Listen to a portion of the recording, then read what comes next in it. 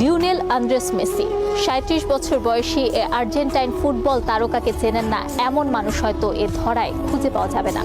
জীবন্ত এ কিংবদন্তি জয় করেছেন সব, এমন কোনো শিরোপা নেই যা LM10-এর দখলে নেই। তিনি যেমন ফুটবলকে দিয়েছেন হাত খুলে, তেমনি ফুটবলও বা পায়ের এই জাদুকরকে দিয়েছে সব। সম্প্রতি এক সাক্ষাৎকারে কাতার বিশ্বকাপ নিয়ে কথা বলেছেন মেসি, যেখানে উঠে এসেছে 2 বছর আগে হওয়া বিশ্বকাপ ম্যাচের নানা ঘটনা। এসেছে বিশ্বকাপে ফ্রান্সের বিপক্ষে হওয়া ফাইনাল ম্যাচের কথাও। সাক্ষাৎকারে মেসি জানিয়েছেন ফাইনালে ফ্রান্স দ্বিতীয় গোল দেওয়ার পর তার মুচকি হাসার কারণ।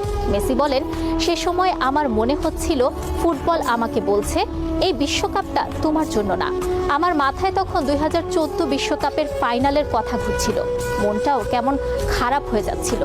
মেসি জানান, তখন তার ভিতর থেকে একটা আওয়াজ আসে, বলে জেগে ওঠো বোকা, বিশ্বকাপটা শুধু তোমার একার স্বপ্ন নয়, পুরো পৃথিবীর স্বপ্ন।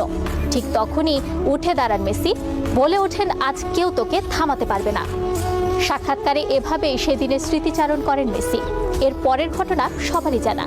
সেদিন শ্বাসরুদ্ধকর এক ম্যাচ দেখে গোটা ফুটবল বিশ্ব, যেখানে শেষ পর্যন্ত আর্জেন্টাইন গোলরক্ষক এমিলিয়ানো মার্টিনেজের বীরত্বে দীর্ঘ 36 বছর পর শিরোপা জিতে আলবিসেলেস্তেরা।